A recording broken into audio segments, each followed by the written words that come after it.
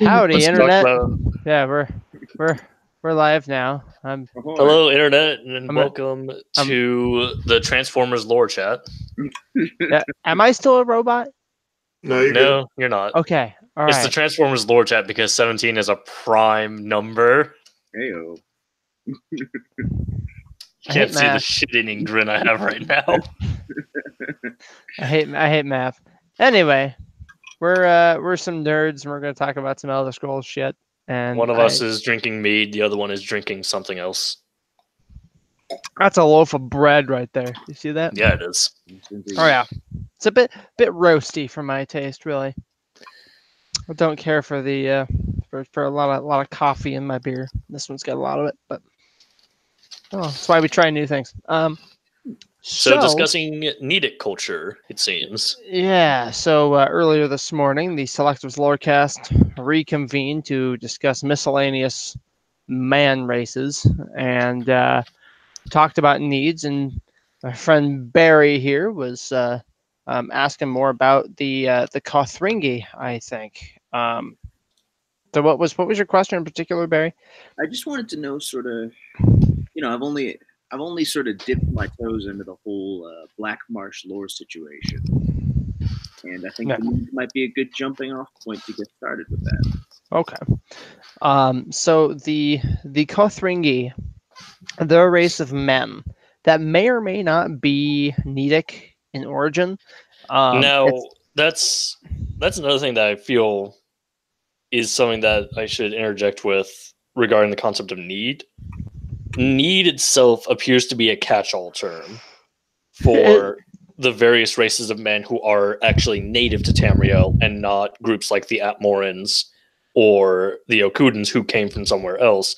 It's effectively the equivalent of saying Native American. It refers to all cultures, particularly in North America, but in South America as well. It refers to all of those cultures, but among those cultures is a great level of diversity and difference in terms of how they live and the lives they lead. Now, are the needs are they considered an autochthonous race? Like, did they come from were they built on Tamriel? It seems to me that the needs I can't think of any interim between the Wandering Elnafe and the needs. So I would imagine that the Wandering Elnafe, as they settled either physically or metaphorically, their ideology solidified and they became the needs. And something I said to Rotten Deadite and Aramithius earlier today was that it seems apparent that they were all over the place because you have Nedic influence in Central Hammerfell, in Black Marsh, two very, very different corners of Tamriel. Yeah. Central Hammerfell, especially with the Nedic towers built at Elenir. That's even farther than Central because that's far eastern. Hammerfell. And then me about that. So the crowns, from my understanding of of crown culture, which is kind of it's nebulous, I suppose, but my understanding of it is that it tends to be rather more insular than Redguard culture. But crown culture is a part of Redguard culture, or rather, I mean, not Redguard culture. Forebears. Yeah. Like yes, the forebears regada themselves. Yeah, the forebears were the regada themselves, and they tend to get described as more cosmopolitan than the crowns. Another way of looking at it, if we were to look at it in terms of the political landscape of Earth now, the crowns would be likely considered more conservative, while the forebears would be considered more liberal. Right. And because if I recall from the introduction to Redguard, the crowns had accepted imperial rule of the Septim dynasty, whereas the forebears they want to just keep to their own Yokudan traditions without being colored by other Tamrielic cultures. Was that the reverse there? Was it crowns? It might be the reverse. I figure I've got it 50-50. Let's see. Okay, so here it is. Social strata for Ludgar is limited fractured. I am just reading this from ESP so we can get some general baseline.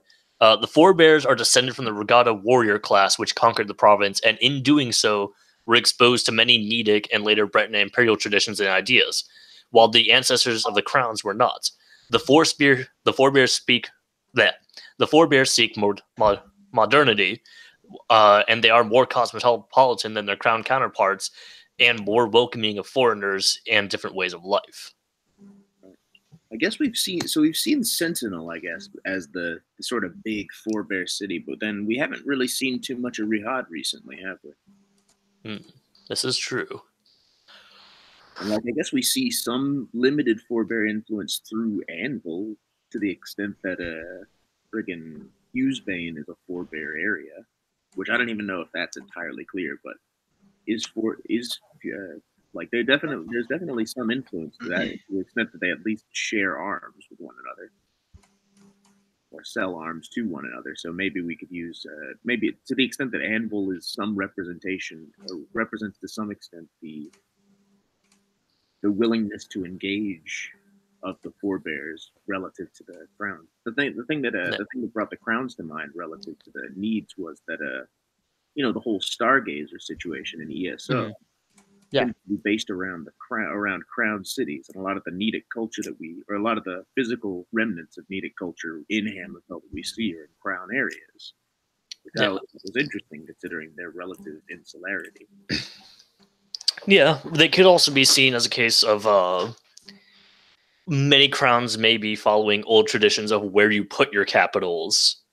And according to old tradition, you should not be putting your capitals near ports, because that would easily open it up for attack from the sea.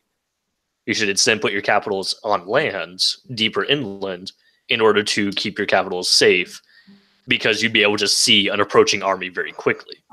And so it's a wise decision on one side of things, but then it's like the stargazing thing is actually a kind of interesting thing to point out, because that plays into a theory I came up with a few weeks ago. If you guys would like to hear it, it's a theory regarding who the bird people of the Nibene actually were, and also it ties into Nedic star culture. Nice. So my theory itself is that as we know, Aldmeri culture and Altmeri culture tend to be very poetic with how they say things. I mean, if you look at the fact that Father of the Niben, the excerpts from Topol's journals, even in the journals themselves, they are written as poetry. They are written in that sort of style of writing. So there is the potential that the birdmen of Nibene themselves were not actually birds or beastmen, and I don't even believe they were aliens. What I think it could have been was that these were a group of Needs who worship birds, worship the sky in general.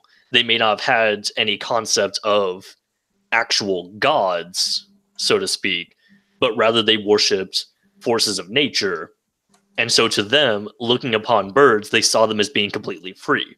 They were not bound to the ground. They were able to fly freely and escape into open area. The Nibenese definitely seem to be more. They seem to have a preference for more animistic, abstract kinds of religion. Yep. So then enter Topol. According to the journals, Topol had introduced language to the people of the area. He had introduced Altmeri language to them. And in return for Altmeri language and culture, they gave him the islands. One thing now, let's think about that for a second. If you're going to be teaching them language, it's more than likely that parts of your culture are also going to bleed into that language teachings, or into those language teachings. Like the development of a Creolized language or a pidgin. Yeah. Now, one really big thing in Aldmeri culture is that there is a form of star worship. You do revere the stars, because the stars are the Magna G who had left. They had made an actual smart choice. You revere them for being actually intelligent enough to know not to stay behind. Right. Now imagine if you only kind of half get that as a need living in Nibene. You sort of get this whole concept of the stars are gods. the stars ought to be worshipped. And even in ordinary culture, we know that there is some reverence given to constellations. Sure. And as such, if you're only half getting that as a need, you may therefore see the constellations themselves as being gods. So you start to see a culture of star worship, especially among Nibene, where you have things like ancestor moth worship in general, various Daedra cults, and various animistic religions. It's not a far stretch to say that you could have a Nedic star culture start there and spread out among nomadic tribes, eventually reaching areas like Hammerfell. That's another thing about the needs as presented in ESO in particular that I find interesting, or rather, so I suppose there are 2 points that two things that are interesting about that. First, the bird thing. I think you might be dead on with that, because I think they're the Nedic bird, or the Nedic bird, or rather the Cyrodiilic bird people as being needs with some sort of preference for bird-related imagery in society ties in well with the initial idea for the Imperials as a kind of Aztec-based race. You have that kind of eagle knight imagery there. They might have worn plumage as a I don't think the Colovians would have done something like that. Yeah, I feel that the Colovians were probably a lot more grounded, and prior to being introduced to things like Nordic religions and Aldmeri religions, it may have been likely that the Colovian needs might not have actually had much in the way of god worship, but rather they just had family worship. Maybe not even worship, just more reverence for family ties. Thereof. I mean, that ties in that the idea that they would be pretty distinct from the other needs. I think bears out with the ESO online thing, or the ESO thing, because the needs that we've seen, at least the needs that we've seen in Hammerfell, have been pretty much just straight up Imperials, with straight up Imperial names and attitudes and so on. Yeah. I think the bigger thing there is that it's specifically Nibonese style Imperial names. Yeah. Rather than Colovian style. Yeah. Because we end up, for Colovian style names, we see these very Roman inspired names. But then with Nibonese names, you get names like Abner Tharn. Sure. And then if you relate that to the Mage and the Serpent, you get names like Vala and Malazar. Then you also have, at least, I'm not entirely sure how this, I guess I see it more around Kvatch, but you have that sort of Slavic-inspired naming, those Slavic-inspired naming conventions, like with Frolov, Porteous, and various other sorts of, I mean, the naming conventions in Colovia in particular are really interesting. Yeah, it's really weird, because like you have people like Varen Aquilarius, who is a Colovian. Yeah. And the name Varen Aquilarius almost does sound like a combination of Roman style naming with Slavic style naming. That's true. And then you've got the potential. So the fact that his name sounds very there are varied influences. It sounds in a lot of ways like a Heartland Cyrodiilic name, but it's also I suppose it brings to mind Countess Carvain from Oblivion, who seems to be a transplant. Like Bruma is it's a Nibonese county, but it's so heavily Nord, like the Nords tend to live there. It's got a large Nordic population. It seems like the influence there is pretty extreme, and Countess Carvain is not from there. I think it's implied that she's not of that, like of a family that's been there forever. She's been like she's an administrator from the Heartland that's been brought in to run this place, and she also happens to have an interest in Akaviri culture and Northern culture. So that's a possibility for someone like Varen, especially given the fact that he seems to, like, the county that the Aquilarius family rules tends to move, like, or it's either moving which would bear out the idea that they were initially administrators who were sent in to run different counties from the Heartland, or it's just been inaccurately reported, because it seems to vary. What we do know regarding Varen, at least what I know, specifically from the prophet's speech when explaining the five companions and the events of the Soulburst, was that Varen Aquilarius was the son of a Colovian noble from the Colovia estates. So that would imply that he is indeed Colovian. However, where in Calovia is difficult to say. The place that he was, and which was that's the thing that's that always throws me for a loop, is that he's like, they say that he runs different counties, and then his cousin, presumably his heir, is running Kvatch when he was ostensibly from Coral, and he built the wall out closer to and it's I suppose where is Varen's wall exactly? I don't recall relative to the rest of the map of Calovia. I want to say Varen's wall is in the northern region of the Gold Coast. Yeah, that's where I'm thinking. But it's like, is it closer to Kvatch or to? It's not Lin Shaw. All right, let's see.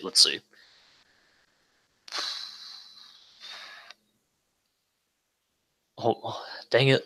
Yeah, no. Now I'm really curious about this. Yeah, this whole situation is. He gave us a lot of stuff on. Let's see if I can pull up a map of the Gold Coast. It's closer to Kvatch. Okay, yeah. Yeah, Varen's wall. I'll post an image of this into the Hangout chat. But herein we see Varen's wall at the top. It's north of both Anvil and Kvatch. Right. And it seems to be a wall that then connects to Kvatch and then separates the Gold Coast from the rest of Cyrodiil. It's a really weird place for it, considering the fact that Varen wasn't presumably it wasn't his plan to give up any of it. Yeah. But they have subsequently built a wall dividing part of an empire that he ran from another part of an empire that he ran.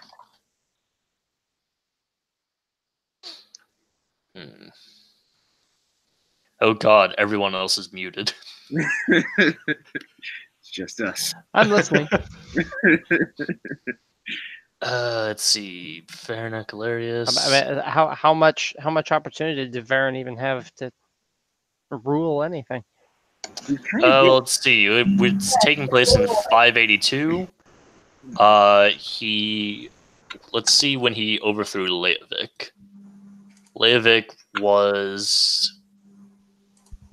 Oh, that's gross. I just saw that Leovic's corpse in 582 was reanimated into a flesh Atronach. That's disturbing. Oh yeah, anyway. yeah. He's in the Imperial sewers, I think. Yeah. Okay. So he stopped being emperor in 577 when Varen stormed the Imperial City and killed him. So Varen had about 5 years. Actually, no. Never mind. It wasn't even 5 years. It was 2 years because the Soul Burst happened in 579. The Soul Burst happened because the actual vanilla game takes place in 584. No, I thought it started in 582. It's 584 now because each successive storyline is the next year. It's interesting that I think honestly, if Varen Aquilarius had gotten some counseling, I don't think this would have happened. What's that? Someone, I think it was Mike. I think it was Michael. It's not even 2 years. It's a single year. Varen had a single year to rule because the Soul Burst occurs in 578. Yeah, I'm pretty sure. I think it was Michael who told me that it's with the events of God, fuck, what's the Elsewhere. Until the event of Elsewhere, it takes place in 584. That's 20 years in the future, is what Michael told me. Michael, because that's why in the trailer, Abner Tharn doesn't look like Abner Tharn. He's put on a bunch of weight. I mean, Abner Tharn was already a pretty old guy. Yeah.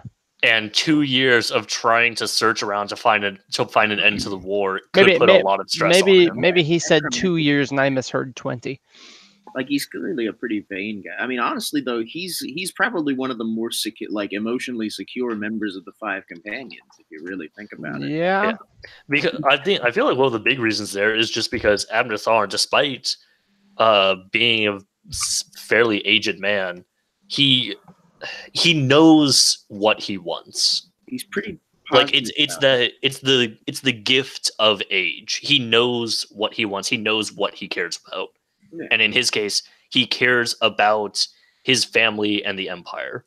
He does not want the empire to fully fall apart. So he wants to find a way to end the war in order to ensure that that will not happen. Let's see. All right. So here is an image of Abner Tharn in his Elsewhere apparel. Posting that into the group chat. And then he looks so much less gaunt in the trailer. He's got a little meat to him. And then here's Abner Tharn's thing in base game. So as you can see, he's pretty much the same guy. He's definitely added some brighter colors to his ensemble there. Yeah. Guess he's added some brighter colors. He's maybe gotten a bit more gray in the hair, but otherwise not much. ZeniMax, when are you gonna give us capes? Style, or is that ZeniMax, when are you gonna give us skill motifs? Capes would be cool too. Yeah, but Barry, answer me this. Would you not want to have skill motifs so your sorcerers could have different looking Daedra from everyone else? I mean, I really would like to have a lot, like any option for customization just on the gameplay front, I think would be welcome. Although one thing in terms of customization, I'm looking at Abner Tharn here. Is that armor in the Imperial style or is it in the Khajiit style? That is an Imperial style. It is a Imperial style. One of the Imperial styles. Like because I would say that looks like a distinctly Nibonese style. Because like especially given the exceptionally bright colors. Well, the filigree on the chest and on the leg guards there, that actually looks almost like the Dremora. See that, yeah. It almost looks like a Dremora style, but it also looks like Order of the Hour to me. Maybe like a family style. I could see it being a Tharn. I could see the Tharn because I'm looking at his staff. The staff is usually pretty indicative, and that's something with wings and then like ram horns. And there's definitely a little red diamond in there as well. Yeah, it's just not diamond shaped is the thing. So it almost looks like it's supposed to be an Aquilus. Like it's supposed to be the eagle flag. I'm trying to see, do we have a head on that bird? I'm not getting it. There's definitely a ram horn there. Yeah, either ram horn or like double nautilus kind of. Oh, that's even cooler. But I don't know. I don't know what to make. Generally, Abner Tharn is a hard cat to read. Mostly, what makes me think that it is Imperial is the shoulder pieces. They're kind of squared off, layered, and then we've got the brooch on either shoulder with a red cape coming down the back, and that screams that's very Imperial. That screams Imperial to me. It's just that chest plate is so different. Yeah. Well, even to me, the chest plate doesn't look exceptionally different. To me, the filigree on the chest plate and the shoulder pieces and the tassets, again, it looks like a more simplified form of the Order of the Hour filigree. I can see that. I guess it's the with the Imperials. I find that the chest area, or the chest plate, tends to be the area where they have the least individuality in their armoring. Yeah. Like if anything's got to be uniform or roughly, or at least conforming to some sort of broader type, one would think it'd be the chest plate. But then the chest plate includes that cape, unless that's part of the shoulder. Oh boy, just a week and 2 days, and we'll get to do Wrathstone. I'm really looking forward to the story this year. It looks like it's going to be really fun. They definitely invest a lot of time in it. Yeah. It also means I get about a week and 2 days to blast through everything and get through Somerset. Somerset was a good expansion, I thought. Yeah, I enjoyed Somerset a lot. It had a lot of tower lore in it that I greatly appreciate. The only thing, and I think I mentioned this before at some stage, the only thing that kind of it wasn't so much a disappointment as it felt like a bit of a turn was the characterization of Nocturnal. Just because it seemed like, I mean, to some extent, Nocturnal is a Daedra, so you kind of get the vibe that she would, like, if like she would do chaotic things. Yeah, if she were because she is of Padome's blood. Yeah, she knows it's gonna, like, if she just thinks, oh, somebody left the throne of the universe open, I might as well grab it. Then I figure she might.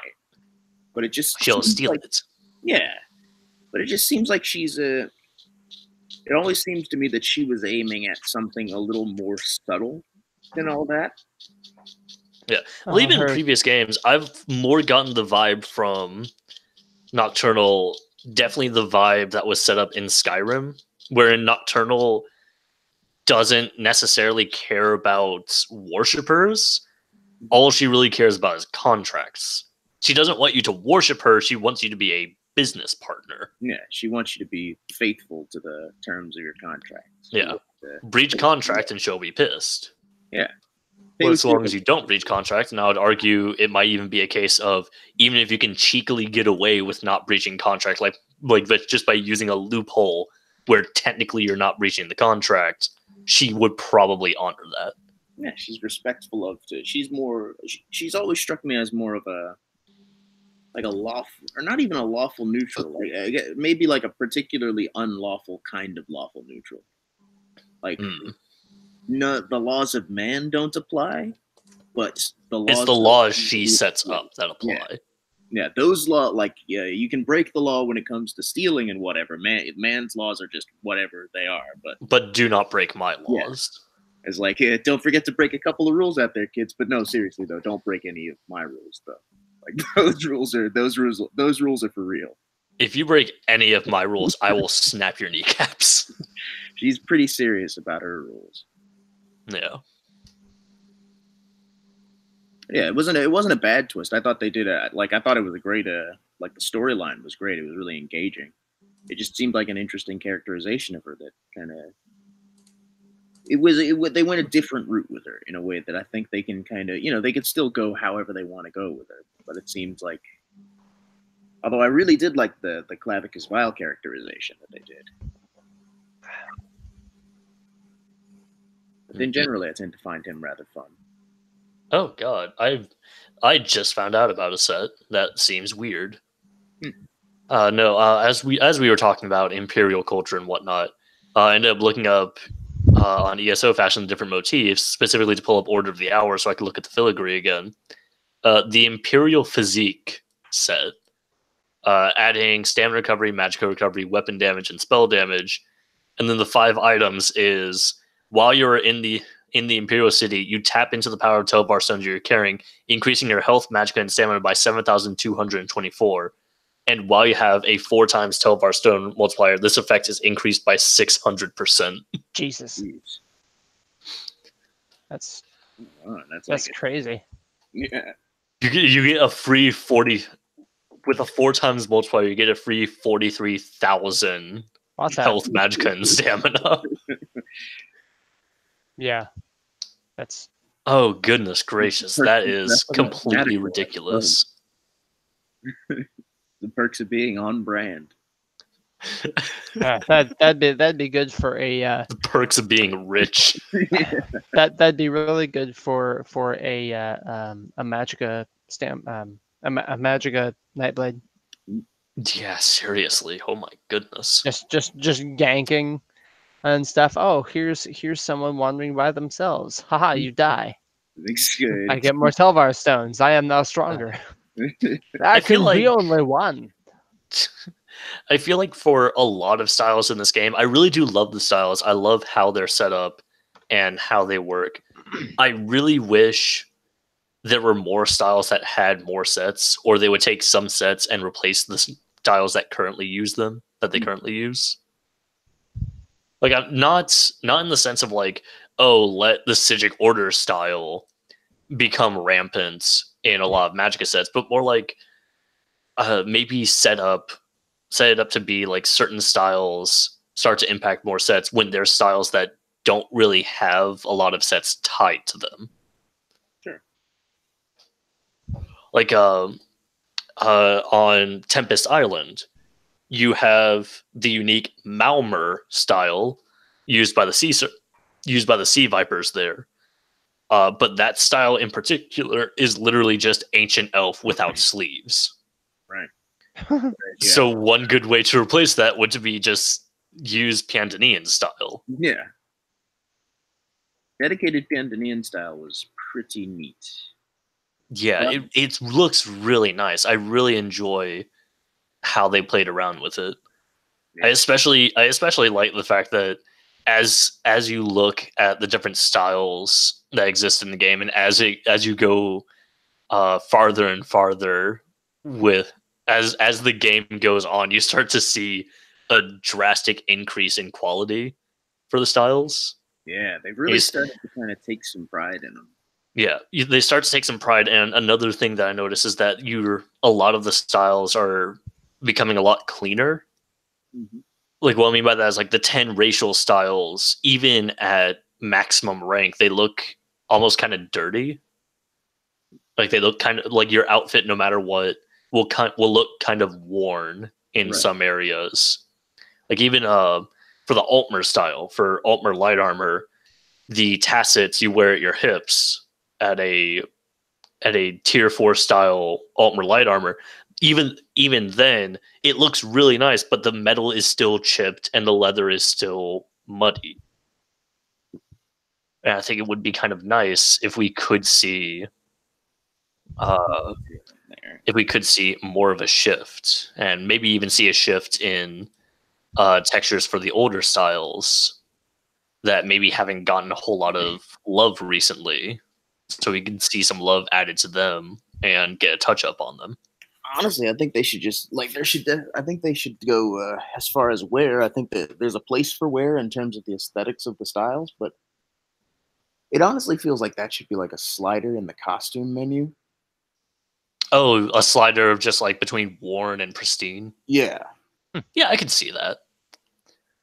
Oh, that reminds me. I brought up a funny joke to Belle the other week. It was a joke that I feel like it would be absolutely hilarious to see some people run around with characters like this. So the idea was that obviously in ESO, whenever you're making a character, you have an age slider in the facial tab. That age slider is specifically just to refer to like your character's age from youngest to oldest. So just as young as possible, fresh young adventurer, to withered old crone. And that's a very good slider to have. I think that does actually help out a lot with character creation.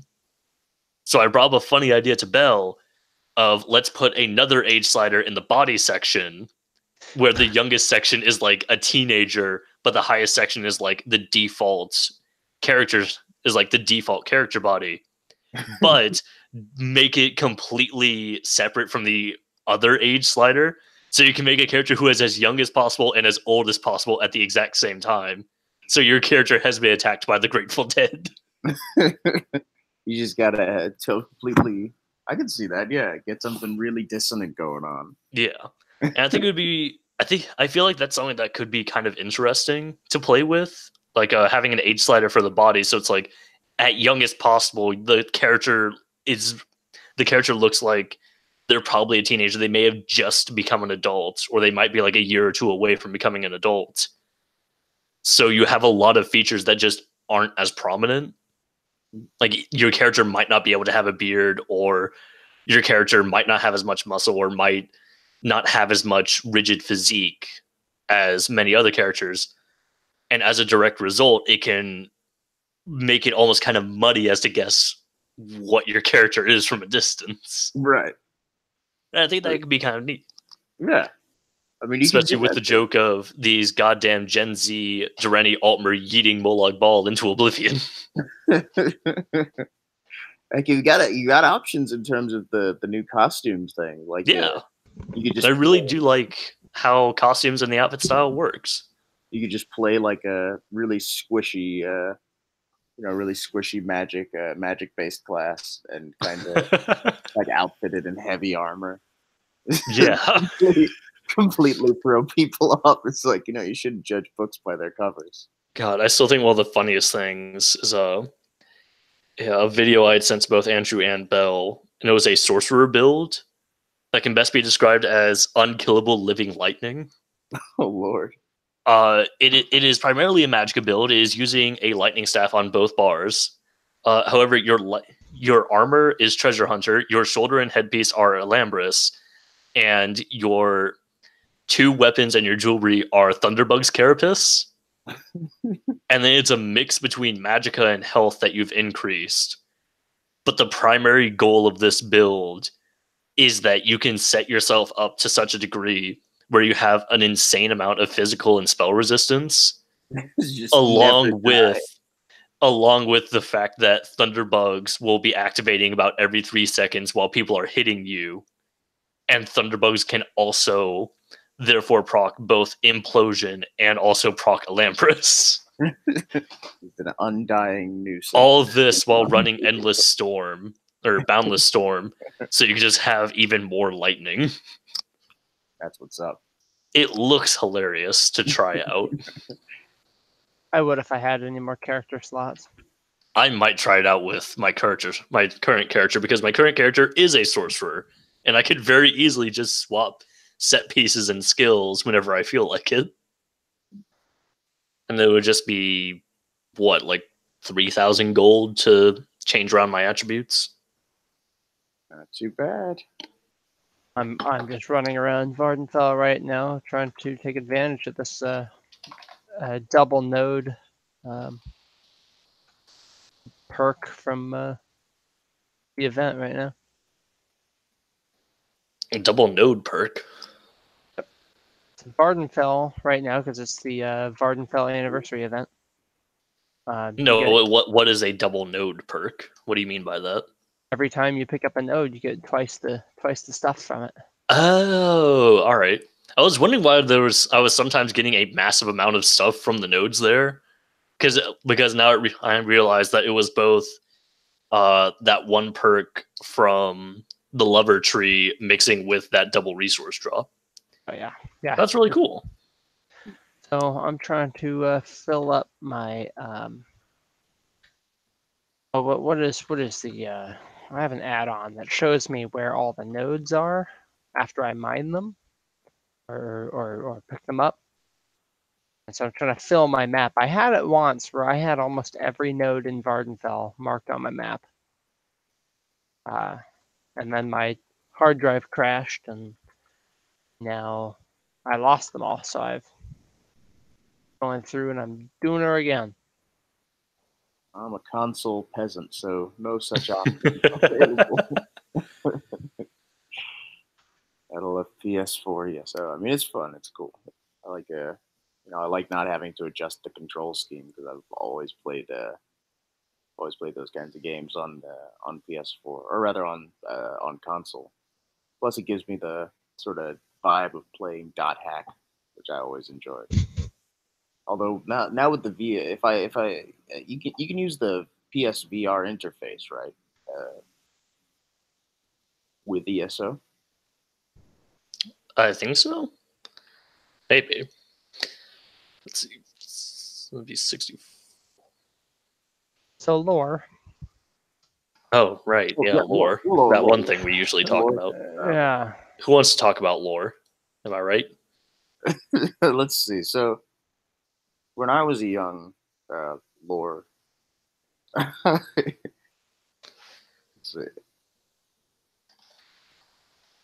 As I recall, we were still talking about the needs. Yeah. Yeah. I do.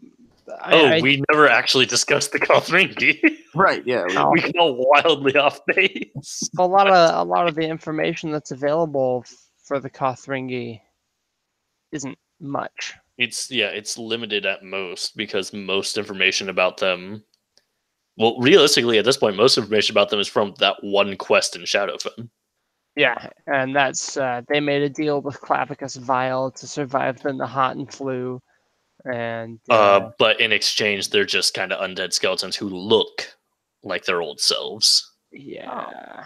That being said, it does therefore guarantee that the Kothringi were indeed the lustrous folk. They did indeed have silver skin. Yeah. I want to say that one big thing with the Kothringi was their worship of the god Zen, Zen, and Zen was the god of agriculture and was considered their chief god. I want to say that by extension of that is actually where the imperial god Zenithar actually came from, with agriculture changing to simply general toil, and by extension becoming general work. Huh.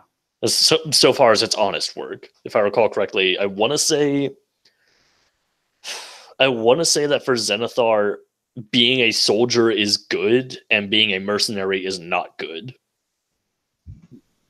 The idea being that, like, being a mercenary means you literally only fight for whoever pays you the most, but being a soldier would mean that you are fighting specifically to protect people. Right, there's like a duty ethic associated with it. Yeah. Duty. But then, of course, there's also people with names I shan't name who would say that's total bullshit and that a soldier is literally just a mercenary. Mind you, said person is a soldier-ish.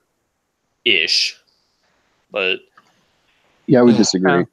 I would say that Zenithar is all about any kind of honest work. Exactly. So a mercenary is honest work. The Fighters Guild has the blessing of Zenithar. I guess if you think it's honest, then it's all right.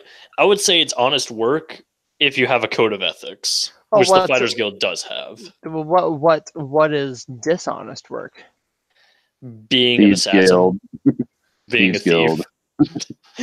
Yeah, Thieves Guild, absolutely. Actually, no, because in Morrowind, in Test 3 Morrowind, who is it? It's Caius Cossidus talks about how the Thieves Guild is following Zenithar's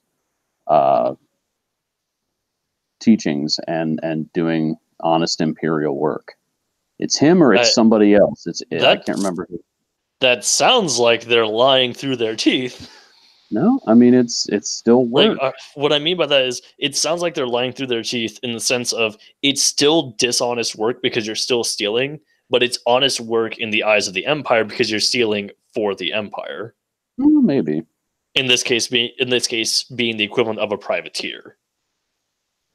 Maybe privateering is honest work after a fact. It is honest work. Yeah, at a certain point it becomes honest work because at a certain point you just kind of stop being a privateer and instead become, it's like not just a soldier. Be a public tier instead. It's like the difference the public sector privateering. Yeah. The thing about it in imperial religion is that it's pretty fluid.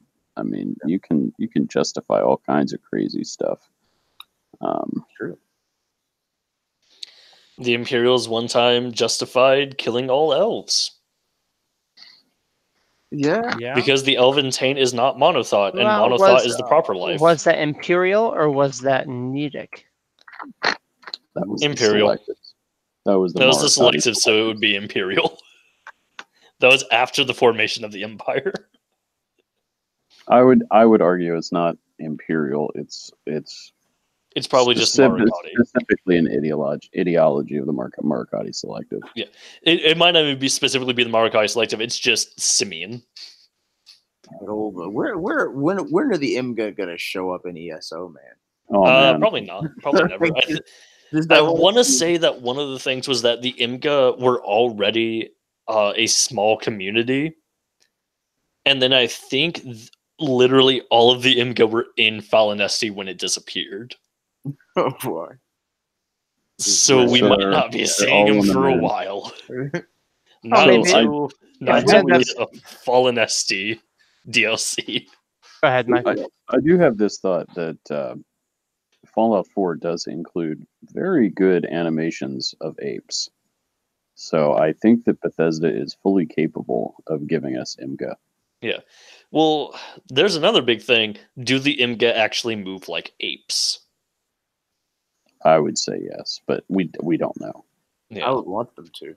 Let me see if I can actually find that one picture. The only real you guys description, real description we've ever been given is from, correct me if I'm wrong, Player's Guide, Pocket Guide to the Empire, Volume 3. And it's complete garbage. Yeah, 3rd edition, Yeah. The Wilds. It does sound pretty racially charged. Well, I mean, let's not forget Pocket Guide to the Empire 1st edition asserts that all Altmer name their kids after numbers, and they kill 9 out of every 10 babies in a pursuit of perfection. Well, and actually, it completely misses the point of how Altmer perfection works, because it has nothing to do with physical appearance. Well, it reminds me of something that Rotten Deadite told me one time, that the Altmer names are actually based on like a Hebrew number cipher or something. Nice. And I've tried looking into that to see if I can see if you can find any information about that. Yeah, see if I could like reverse engineer it, so then I could just make my own high elf names. But I don't know what the actual cipher is called, or does he know what the cipher is called? I don't know. I haven't asked him. Can we force Rotten Deadite to join the lore chat? He's usually pretty busy. Yeah, he's busy in bed. He's busy in bed sleeping. The best image we actually have of what an Imga looks like is this wonderful image drawn by Kirkbride. Yeah, which has some like with this cape or whatever. Yeah, it's the whole thing of like I want to say it was actually in the Pocket Guide that states that the Imga very much it's in the Pocket Guide that states that the Imga very much try to emulate the Altmer. Yeah, the high elven sort of vibe of living with one extremely notable. So it would be that whole thing of, well, our base nature wants us to walk upon our knuckles, so let's walk upon our feet. Let us change our ideology, and by extension, our souls will change over time. I wonder though, like, how would Maruk have handled that situation? Would he have rebelled against that and moved more in an ape-like fashion, or would he have just kind of walked manishly? He might have walked manishly, but I think at that point he's not walking manishly. He's not walking bipedally to emulate the Altmer. He's instead walking bipedally to show his resolve.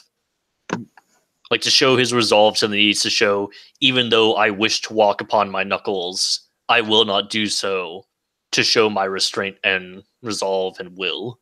That's something else about Maruk that's interesting, because he's like, it seems like in a lot of ways his rejection of the Altmer is a rejection of Imga society more broadly and their emulation of other cultures. So I'm gonna be controversial, and I'm gonna say that this idea that the Imga emulate the high elves is complete and total garbage. It probably is. So first off, it's in the PGE, which is about as accurate as, I don't know, 50 Shades of Tiber Septim. Yeah, no, I don't think so. Now, Mike, tell all that would no. What's his name? Christian Septim. Christian Septim. Just go through and change every instance of gray to Septim, and then tell me that's a lore book. Now, Michael, while stating that, let us also not forget that any space programs were also only mentioned in the Pocket Guides. Hang on, I got you. So we'll talk might about not that. Have space programs. We'll talk about that. No, because it's in Battlespire. But we'll talk about that another time. That is true. My point is, if the Imga loved the Altmer so much, according to PGE 1, why did they take the names of human nobles? Do they take names of human nobles? Mm-hmm. They use names like Baron or Duke. Why not Kinreeve? Why not Ceremoniarch? I have a response to that. PGE 1 was written at a time when when the lore team had not created words like Kinreeve yet. Nope, you're breaking the fourth wall. I don't accept it. So, what, you want to rewrite a Pocket Guide 1? What I'm telling you is you can't use the fourth wall unless it's something really tremendous like Coda. No, I don't accept it. Okay, so despite the fact that names commonly associated with nobility such as Duke and Baron and Earl. And the fact that at the time that it was written, those were titles used to refer to Altmer of high standing. Rubbish. They were so who wrote? So which is the revisionist history? PGE 1 who or wrote- ESO? Who wrote the Pocket Guide to the Empire in universe? That was an Imperial scholar, if I recall. Okay, so we've got an Imperial scholar who is ascribing mannish imperial titles to nobility of the elves.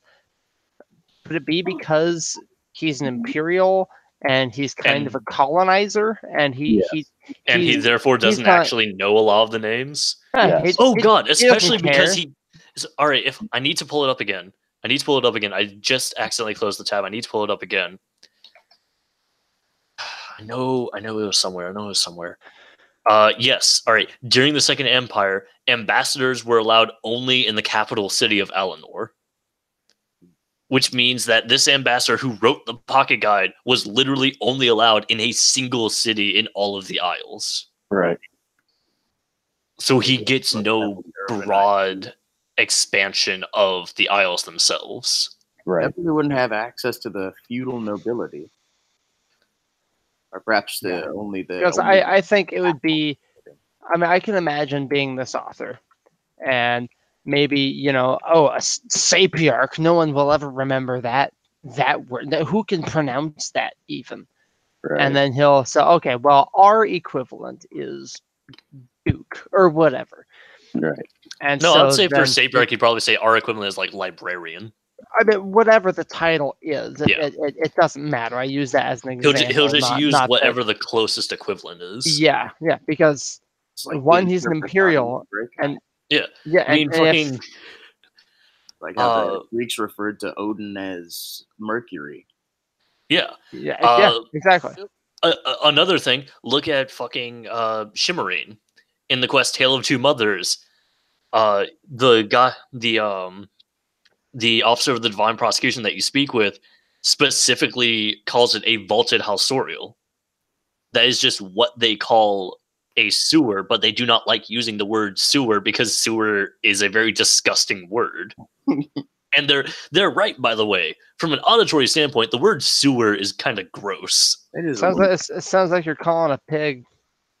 Yeah. Sewer. Yeah. I don't think we in English have any in fact, I don't think in many Western traditions at all we have any non-euphemistic way of referring to our genitals. The word vagina means flower and the word penis means tail. Holy crap, you're right. Wait, no. Vagina comes from vagina, which means sheath. Oh, sheath. But that's still a euphemistic way. What the fuck? Yeah. God damn it. Euphemism and metaphor. It's a thing. It's great. And I mean, not to mention that the English language on its own is basically three other languages. It's three languages wearing a trench coat. Yeah, like trying to pass itself off as one language. Trying to get into an R-rated movie. The language world. In any case, my point is that almost everything we know about the IMGA is wrong. Yeah, that makes sense. And I really do hope that we'll get some information. This is a subject I actually talked to Schick about. And oh, really? Yeah. When I was writing an IMGA motet, I said, is there anything in ESO that I might have missed that would give me information about the IMGA? And he said, essentially what he said was, good, just go for it. So I went for it, and it was a lot of fun. I'm kind of waiting for him to settle down in Ireland before you start bombarding him with questions. But before I further pursue an interview with him, because I'd like to have an actual video interview recorded, and I can put it on this channel. And I'd like to have him on the Lorechat, not even specifically just to ask him lore questions, just to have some fun conversation. Yeah, which I mean, he's a busy guy. He's really funny though. He is. He's got a great sense of humor. I'd love to talk to him too about D&D stuff. Yeah, because he's one of the big D&D developers. Like we used, if we're gonna talk about like Gary Gygax or whatever, I mean he's probably like I'd almost consider him like a step down from that because he wasn't one of the progenitors, but he was very heavily involved early on. There's Gary Gygax and who's the other guy? Shit. I can't remember because there were two main guys.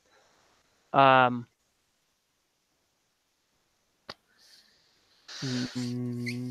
Sorry, I can't remember. I'm not sure. I got nothing. Oh, I found Holamayan, and it's almost sunset. Should I wait until for a little bit and see if maybe it opens up? That'd be cool. Yeah, I've never waited in ESO to see if it opens. See if which thing opens. Let's find out. Holamayan, the Temple of the Dissident Priests. At least in the third era, late third era. It was Dave Arneson, by the way. Dave Arneson. All right. Thank you for that. Yeah, so Schick is definitely in, that group. I wouldn't put him like on the same pedestal as Gary Gygax, and I know he knew Gary Gygax, before he passed. So I want to ask you guys something. Yeah. So let's go ahead and bring this up, fashion sense wise. So within ESO, technically as of right now, we only have two Akaviri styles. Right. We have the actual Akaviri style, and then we have Seishi style. Yeah. However, in May of this month, or May of this year, we're going to be getting a third Akaviri style inspired style in the form of the Honor Guard style. People, man. Oh, nice. Yeah. We're getting the Honor Guard style, which is going to be dropping from Black Rose Prison. So I'm kind of curious, just how deeply do you think Akaviri culture impacted on Imperial culture? That was I was going to ask about that earlier on. Heavily. It seems like it seems to be concentrated to some extent in northern Nibonese provinces or northern Nibonese. Well, I mean, let's I would say like Nibonese or the Nibonese Valley in general is where it gets. Well, let's use some real world parallels here. How much has, say, Japanese culture influenced American culture? That is true. It's mostly along the West Coast. I mean, we've got bento boxes, sushi, people, instant top ramen. Yeah. Not to mention video games. We have all these cultural influences that come from. Wouldn't have had an iPod without a Walkman. Yeah. Now, that is without someone who was Japanese in a seat of considerable power in our culture. I see where you're going with this. So imagine what would happen if you had someone who was Japanese in a seat of considerable power. Look at Hawaii. Yeah. Hawaii is actually a really good example of kind of where I'm going with this. Because we did have the Akaviri where they were a potentate. The Stacey, two potentates.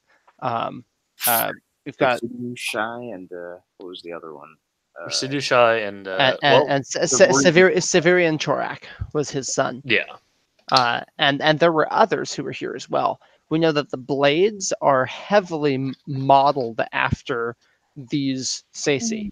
They're heavily modeled after the Seishi, especially heavily modeled after, like, the blades themselves were heavily modeled after the Dragon Guard.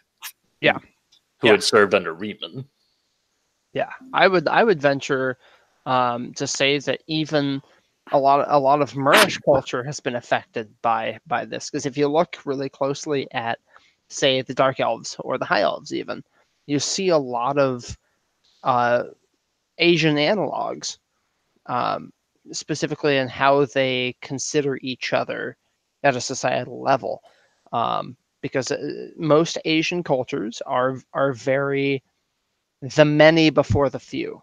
We're going to do what's a lot of homogeny and uniformity, if we want to talk Redguard, sorry, just to interject right quick. Yeah. If we want to talk like Elder Scrolls Adventure Redguard, we actually have like a half Akaviri guy.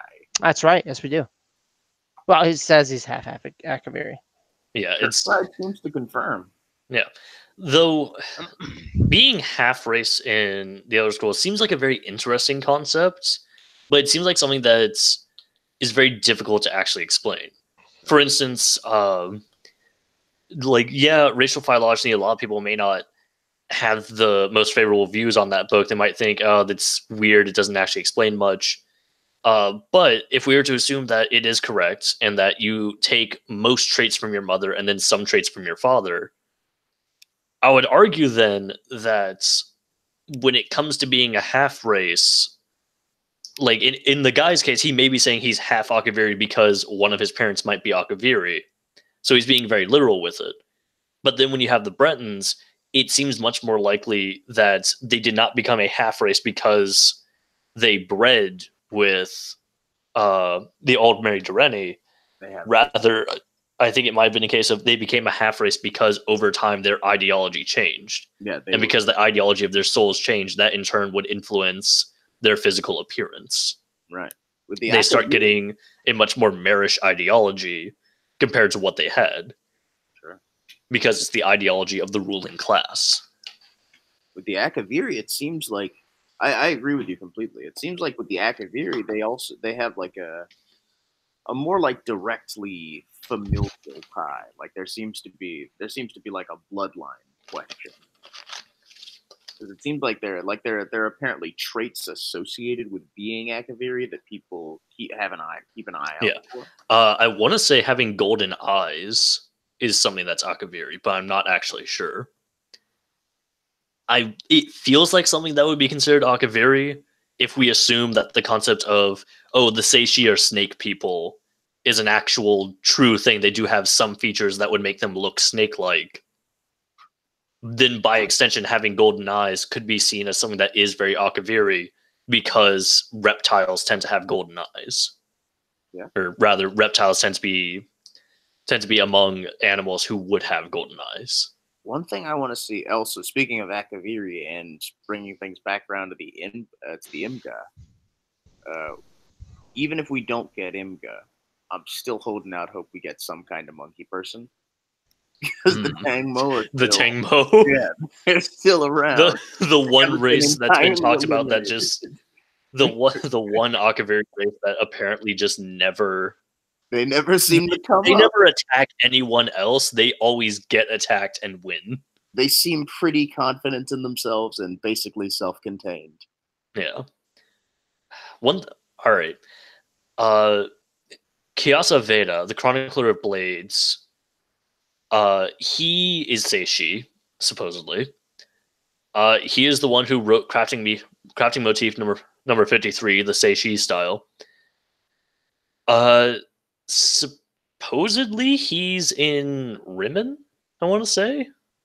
So he might not be there anymore. Yeah, that's the more difficult thing. We don't actually know when when this motif in particular was written. We know a lot of other motif books were written by people who are currently alive in the events of ESO.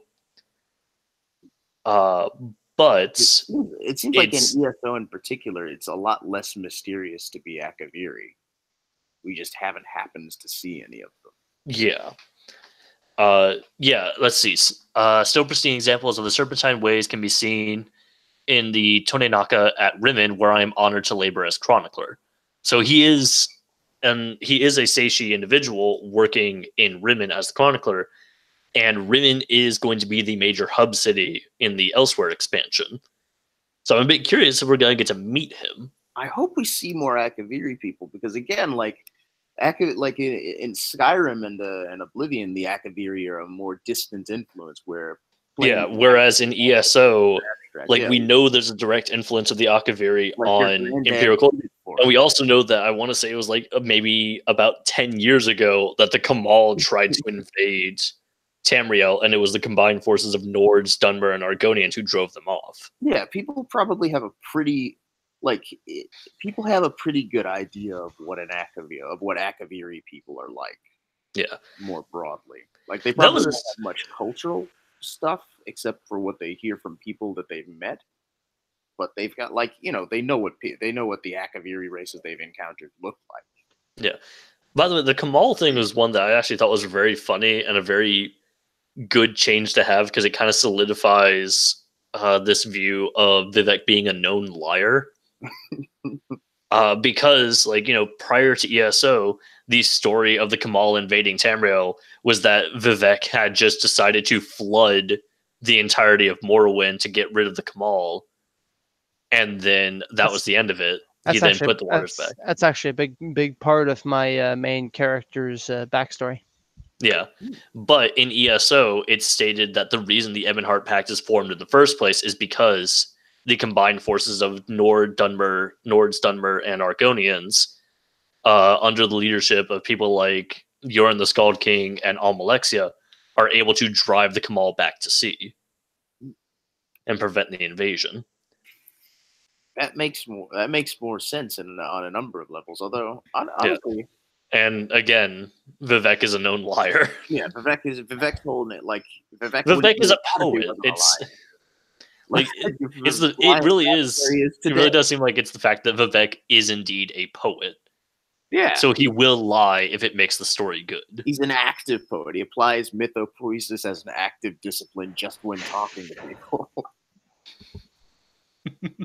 Like no reason not to like. Well, why tell the truth when a good lie would do just as well?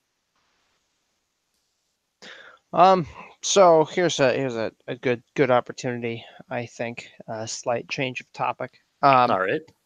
So Silence of Autumn and I are working on a series of apocrypha, fanfic, whatever you want to call them, set in or about apocrypha. Nice.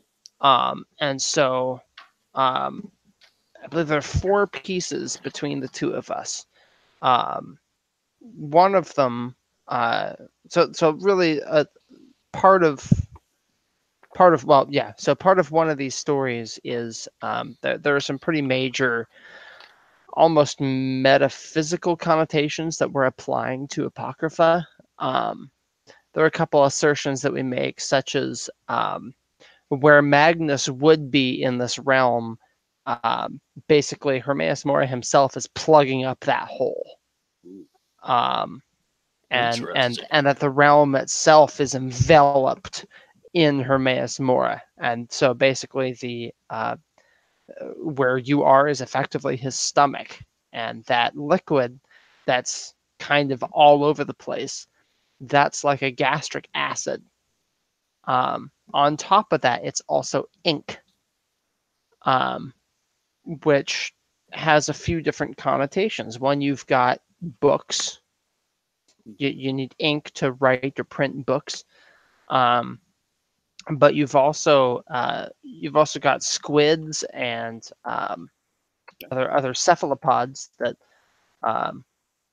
also create ink. So there's a connection with the sea, which he's already got a connection with water and memory. And the idea of ink just as the means by which unrealized possibilities are articulated, and Hermaeus Mora as the god of all of those possibilities when they're unarticulated. Yeah. Well, we were kind of thinking about how seekers are formed, and I think before now the consensus has been that if you spend too long in apocrypha, you become a seeker. You just kind of turn into one. But you become a seeker of knowledge. But we thought, well, what if? Would that mean seekers are likely vestiges?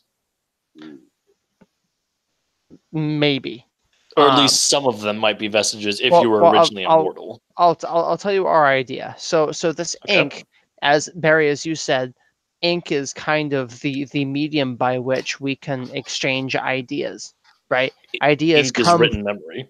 Yeah, and so basically this ink, it is a kind of an azurplasm.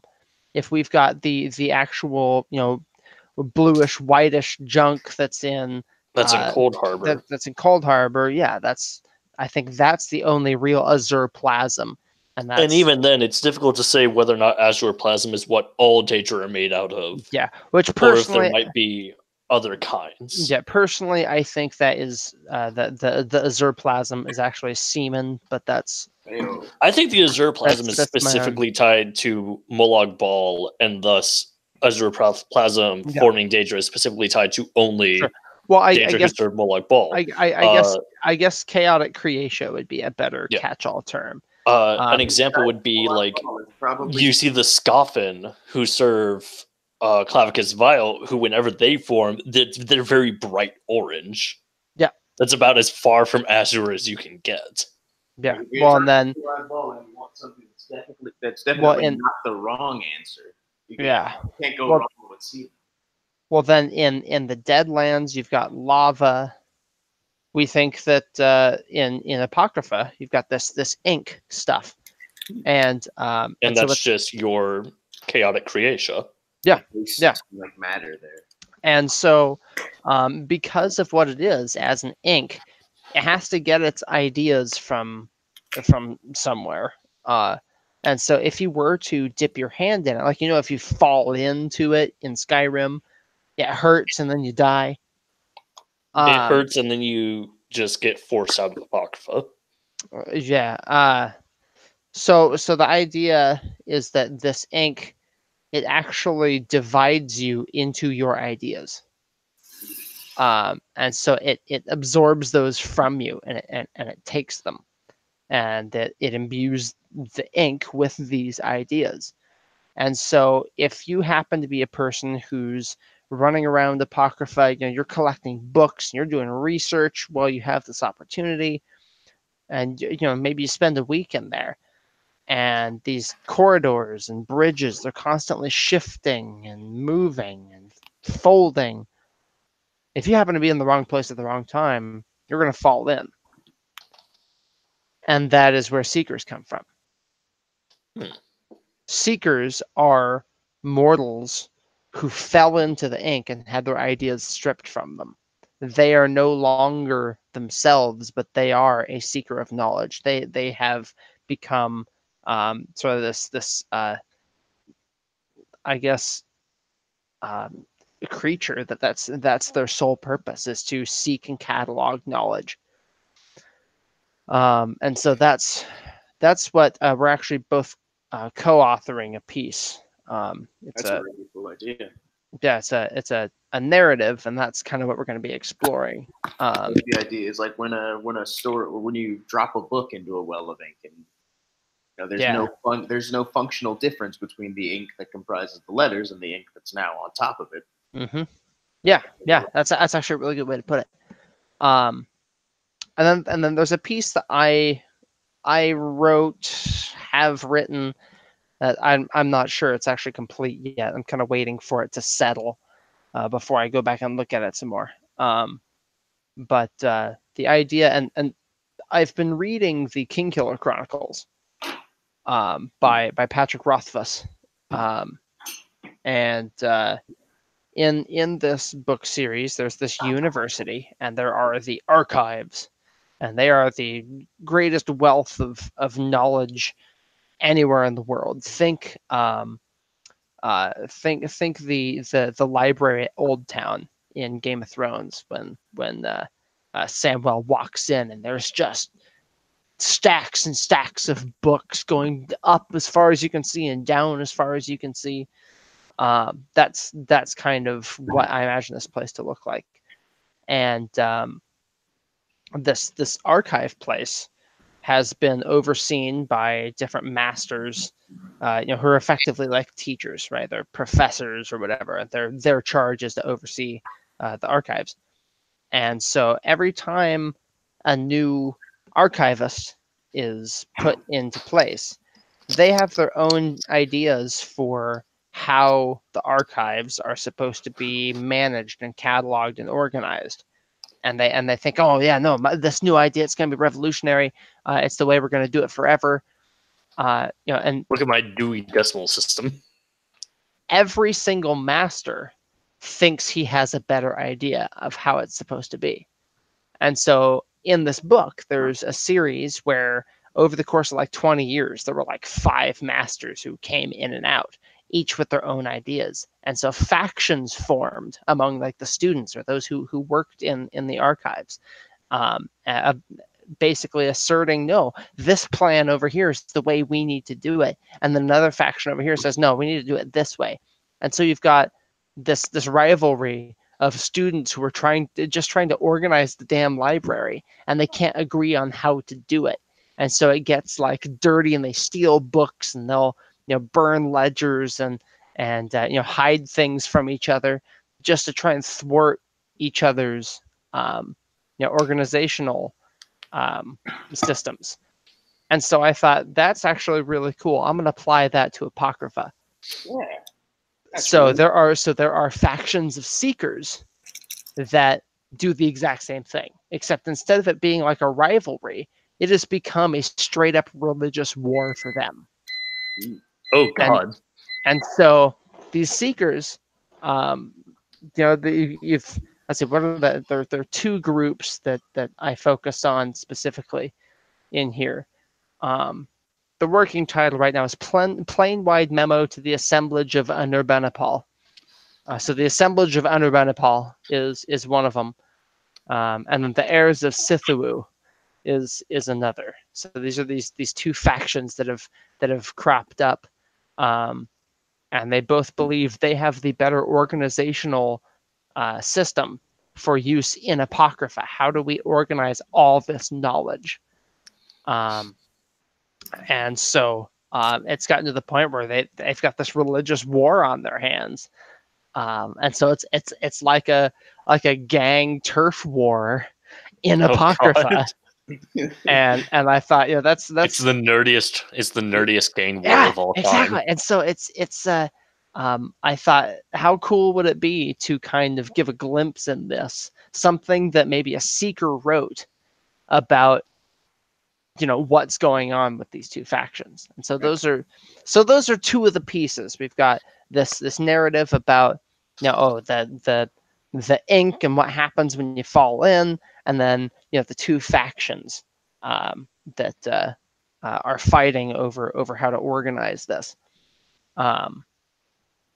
And so I need to go through it, because it's only 3 paragraphs long. It's really short. But really cool. Yeah. So I don't know. I mean, what are your thoughts on, or headcanons or whatever on Apocrypha? I'd be interested to hear them. I've been really interested in the idea of Apocrypha is full of memory that by virtue of being ink can therefore dry and become history. Yeah, it's just whatever you write with the ink of Apocrypha will become history. One of the things, like with Hermaeus Mora as a god, I think one of the things that my headcanon connected to Hermaeus Mora, especially given his relationship with the elder of the Skull people. Mm-hmm. It seems like Hermaeus Mora becomes more. He adds things to his sphere. That, like, the reason that he wanted the knowledge that the Skull had was because he knew that there was only one person left who had it. So if he essentially, in order to gain access to that knowledge, he needed to kill the Elder of the Skull so that nobody could have access to that knowledge anymore. And in so doing, he eliminated that knowledge from the world, thus making it apocryphal. Oh, I see.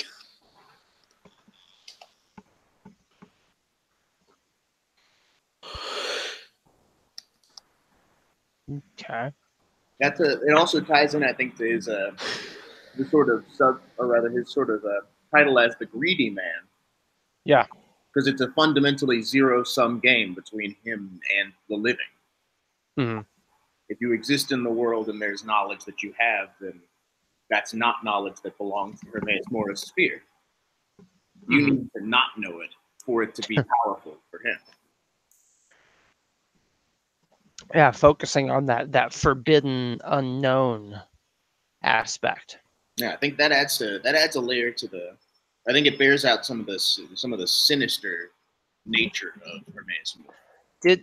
Did you ever read the section of the slowed creation myth that I wrote that deals with Hermaeus Mora? I did not. Would you mind linking it? I certainly can. For sure. Find it here. Actually, the slowed creation myth is probably one of, personally, I think it's one of my best writings.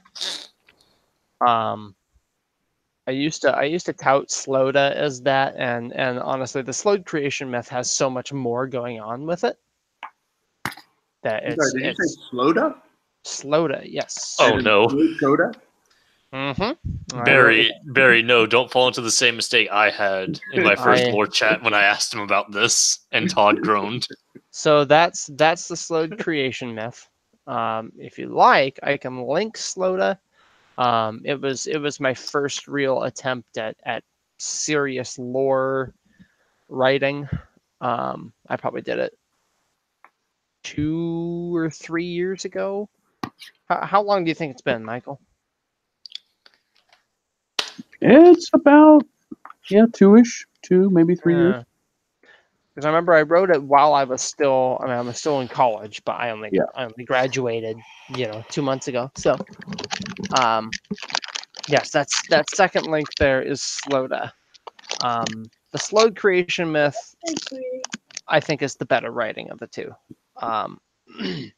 because it's I use a lot of double speak and that kind of thing. I really tried emulating Kirkbride a little bit, but there's one part in particular where I talk about Hermaeus Mora, and it's the second section.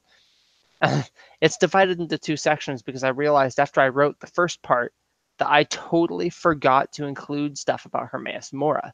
I included 4 other Daedric princes in this creation myth of the Slowed. And they are the Horn Child, Ruddy Ball, the Rot Mistress, and the Aldkey, which are Clavicus, Vile, Molag Ball, Namira, and Malakath, respectively. And I did not include Hermaeus Mora. And so to rectify that, I added a second piece, almost a second sermon, almost. And I can read it if you like, because I think it's related to what we're talking about. That'd be great, actually, yeah. Okay. So it starts like this. A man landed upon the shores of Thros. Thros did know this man and held him in contempt as Thros holds all. I may show you many things, the driftwood man said. I can grant you many knowings. Thros, who knew much already, rebuked the driftwood man. There is little one can teach Thros. The driftwood man, with his dripping raiment and eye of cold old wood, spoke the knowings of Ruddy Ball, but still Thros knew. The driftwood man, with his piecemeal feet and hands of stone, spoke the knowings of the Horned Child, but still Thros knew.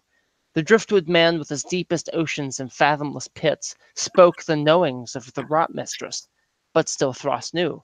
The driftwood man, with his girdled width and terrored skin, spoke the knowings of the Aldkey, but still Thros knew.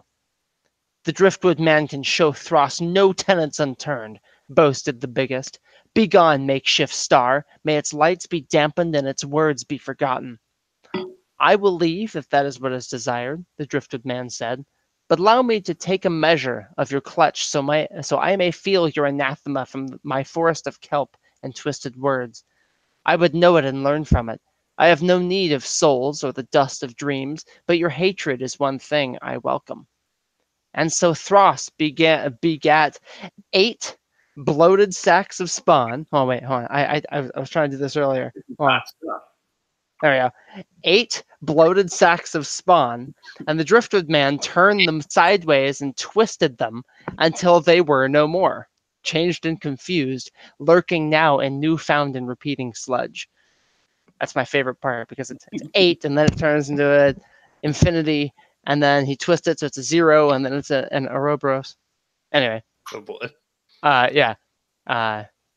He says, by my aggregate form, I take your gift and I make it my own.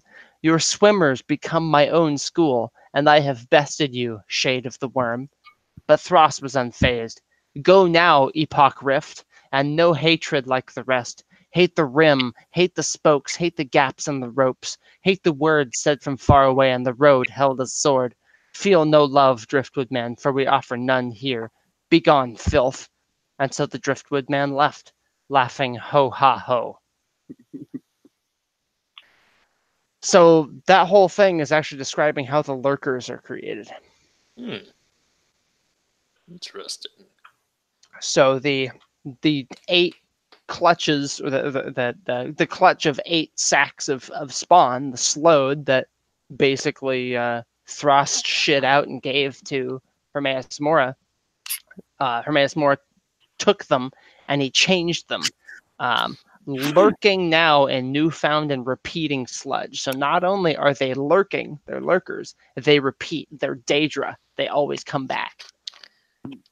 And so this is actually a story of how Hermaeus Mora tricked Thras and bested him, because they're both deities of knowledge. That's their whole thing. The slowed are all about the bigger you are, the more you know, and Thras is the biggest. I can see that, and so that's for the why slowed, fat is knowledge. Yeah, absolutely. And so, actually, no. At the same time, slowed are slug toads. That fat is mostly water, and water is memory. Therefore, fat is knowledge. Yeah. It is a more soluble form of water. By the way, so to bring up some things with Altmer culture, because you started talking about how Thras knows all things. You cannot give Thras something they do not already know. Yeah. So a lot of times in test games, Altmer are treated almost like a lot of people are very confused by the Altmer. Like, a lot of races just don't really get a lot of the things that the Altmer do. And I feel like in some cases it might actually be a situation where the Altmer do something that's very similar to other races, but they're doing it in a very different way. And as a result, it seems very strange. For instance, on Somerset, you can learn about Altmer dueling customs. Mm-hmm. While the Altmer themselves do not particularly enjoy dueling, Altmer society tends to teach you more that dialogue and discussion are more powerful than just fighting physically. There are rules for dueling. First off, you can only use traditional Altmeri rapiers bathed in mineral water. You cannot use I didn't catch that. Mineral water? Yeah. Oh. That's a Japanese thing. Yeah. Actually, let me pull up the scroll to make sure that I didn't misread that. When I had read it, was that scrolls? Dang it! Come on! Show me what I want to see. Yes, Guide to Altmeri Culture. Yes, all right. Both parties must arm. First in the tradition is that both parties must arm themselves with a traditional Altmer dueling foil. Long swords, axes, flails, and the like are not permitted by the sacred laws of Trinamac. Foils must be washed in mineral water, thoroughly dried and well polished. So yes, mineral water does actually take a role in this. Yeah, mandatory role. Which mandatory mineral water. I find that really interesting because the samurai. Imagine if they said coconut water instead. Imagine if you used coconut water instead. No, it's not even magically infused. It's just mandatory coconut water. No, it has to be cleansed with water purified by activated charcoal. And, oh my god! And it's got to be done by a guy with a man bun. Shut up. To murder somebody, but if you all right. if you use the second tradition. Well, hold on. I want to talk about the mineral water for a second. Okay. Because in Japan for samurai, the sword is your soul, right? This is the idea, and blood is considered unclean. That's why they had a whole social caste called the Barakumin. They were people who they tanned hides or butchers or something. That they handled flesh the people and blood. handled with the flesh and blood. Yeah, They were considered a very different caste from the people who used those handled products. Yeah, kind of like the Untouchables in Indian Indian society. You're very low. You're a very low caste if you're the one who skins and tans the hide, but you're a very high caste if you're someone who uses hide to make clothing. Ritual purity is something that's very important even for the gods in Japanese mythology. Yeah, but the idea was that water has magic cleansing properties. That was what they thought, and so you can cleanse the blood off of a blade, or purify it.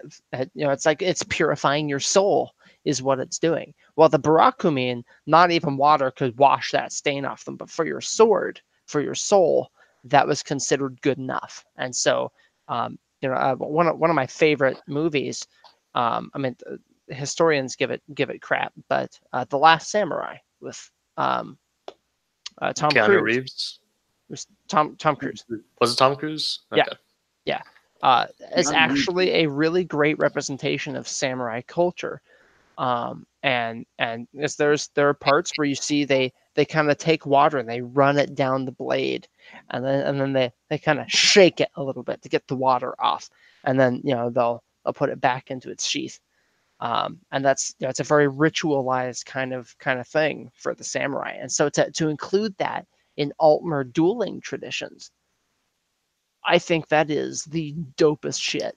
Yeah, I think we get I think as a Elder Scrolls tends to, at least in more modern iterations, it tends to really stress the Akaviri as the sort of Japanese analog. Well, see, and that's another thing. It's difficult to say whether or not this tradition came from the Akaviri, or because these are supposedly the sacred laws of Trinimac, if this was indeed practices already in place. Yeah. And it's just that Anu interprets the Akaviri as being similar to the Altmer. I would think that it's like it could have emerged naturally within the Altmer themselves, because you have like just the Japanese influence within the societies of Tamriel. Like pretty much all of Redguard history is Japanese history. The Redguard are anime. What are you talking about? The Redguard are anime. They are. They really are. You're not wrong. No. All right. The second law of dueling practices. Prior to the duel, both parties must recite their adversary's full name, taking care to call upon matrilineal, patrilineal, and clan honorifics where appropriate. Duelists who stumble over or mispronounce the adversary's name must stop and recite the name in its totality twice more. It's just a really bureaucratic mode of fighting. Yeah. By the way, the quest in Somerset where you get to deal with this, the guy's name is 4 pages of dialogue. And what I mean by that is that you have 4 different dialogue options that you have to choose from to fix. Because it's also a puzzle too. You have to remember what you can fix that with a second monitor and screen caps, but that's Finally, duelists must ensure that a second is present for the duel. These witnesses are honor bound to intervene should one of the aggrieved parties commit an honor infraction, such as casting dirt in their opponent's eyes, fleeing the field prior to the duel's conclusion, or using venomous words that might further inflame tension between the parties. Let us not forget that technically the orc in question, who was part of this duel, who you helped out, technically broke none of the rules. The ancient laws of Trinimac specifically state that you cannot use things like long swords, axes, or flails, or similar weapons that are not dueling foils in a fight. The orcs, as we know, revere Malakash/Malok, who by extension is Trinimac. And orcish duels, rather than using foils, simply use their fists. It is not a manufactured weapon designed to break another weapon, it's just yourself. And I think that's the best thing ever, because all the guy does is just walk up and punch the other guy in the face once, and he falls. But the another thing that I was trying to think of is, like, let's think about the idea of what Altmer music is. In a lot of cases, I think a lot of Altmer music is very sweet and poetic style music. But then let's think about young Altmer music in the 3rd and 4th eras. what younger Altmer might be listening to, I think it might be something similar to this that I am posting in the Google chat. And to everyone who is watching this live stream, and to everyone who is watching it after it has gone live, so you're just watching it in archive, know that what I have posted is Zoom In by Young Scrolls. Zoom In by Young Scrolls. It is an exceptionally stupid song, but I feel like Young Scrolls in particular presents a very curious concept, because a lot of the music that exists is very much influenced by, of course, music that exists for us.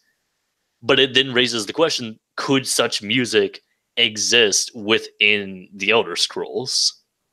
I mean, the addition of magic to the universe adds a lot of like there are a lot of different walking ways to rap, I think, in Elder Scrolls. Walking ways of rap. A lot of ways to get to future music from medieval technology. That's something else that I feel should be brought up in the Elder Scrolls more often. Like, the Elder Scrolls is very much science fantasy, not just fantasy. Yeah. And another thing to note there is that in terms of writing, the writers very much know how to apply the fact that magic is a part of the universe. It's not just some random thing you call upon. It is a fundamental building block. Yeah. So whenever you have magic taking part in the universe, you have to understand that said magic is part of the universe because it's an innate part. It's not something like D&D where it's the weave and it's kind of overlaid on the universe. Right. It's just like it's the same. The universe is magical. Yeah. Because the universe is magical. The universe is magical, so the science becomes magical. Hadrons and daedrons make up your body. Yeah. So going back to Music for Men, this was actually something we discussed in one of the Facebook groups. I can't remember which one. But the trick about music is that music is representative of a larger cultural theme. So, for instance, in the Baroque period, music was extremely ornamental, but so was the architecture. And so what I suggested when I talked about this was that if we go and look at the architecture of the different cultures, we can reverse engineer what kind of music they have. Yeah. And I think more than just the architecture of the cultures, it might also be dependent on age range. We know that at least with the author of the Price of Praxis, he discusses the idea that when you're a young Altmer, you can have a tendency to be very rebellious against your parents. Right. Like, it's really not until you get like into your mid to late 20s that you kind of start calming down in terms of your rebelliousness. Yeah. So I feel like in the case of something like Young Scrolls, despite how ridiculous it is, I feel like that is something that would definitely exist among younger Altmer, because it is very rebellious in relation to the more typical Altmer music. Yeah, I can see that. I mean, in a lot of ways, it makes sense just fundamentally that there would be that one would be able to extrapolate from the architecture of a given culture, not necessarily music specifically, but just the way that they feel about shaping things and how they feel about creation and what it means to contribute to a cultural fabric. You can just see that in the way they just the way that the way people shape things when they feel responsible for the shape of what they're creating. And it's all kind of interconnected. It's the ones in the same way that we say that that one wears ideology as skin in Tamriel, and also wears architecture as the ideology as hold on. Ideology is your personal skin. Architecture is your culture's skin. Yeah, that's a good way of putting it. That's kind of cool. It's cool. I way to like think that. about that. Yeah. That was a really good way. Thank you. Thank you for spawning that concept, Barry. Well, it's interesting because I mean it's almost, they can be almost related in a very intimate way, right? Mm-hmm. Because I mean, the idea is that a race shares a philosophy or a worldview, and that's why they all look similar. That's why they are the race that they are. Yeah, because their ideology is shaping how they look.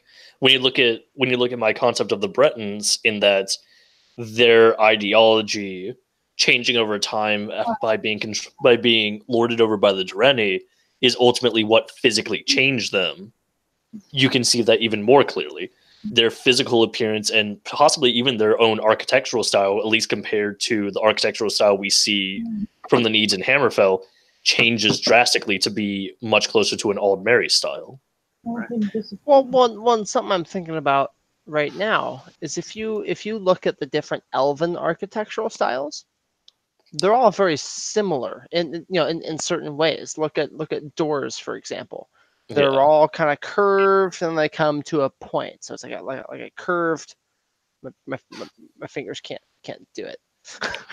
But you know what I'm saying? I do know what you mean. I know what you mean. I mean, and that's Dunmer, that's High Elves, that's Bosmer, any Elven race. Yes, They, though of they course the all Bosmer have door thing is more. I feel the Bosmer door thing is more interesting because a lot of times they don't actually have a door. They aliens. just rather, the aliens as well. They also have that similar sort of style. But then, with the Bosmer thing, what I was more bringing up is they don't ever really have doors. They just have an opening in the tree that they then put a high drape over, but it's still the same shape.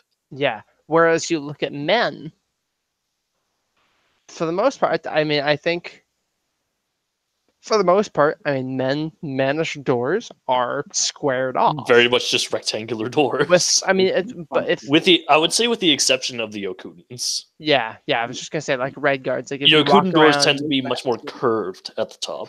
The Yokudans having a more marish outlook on the world as well.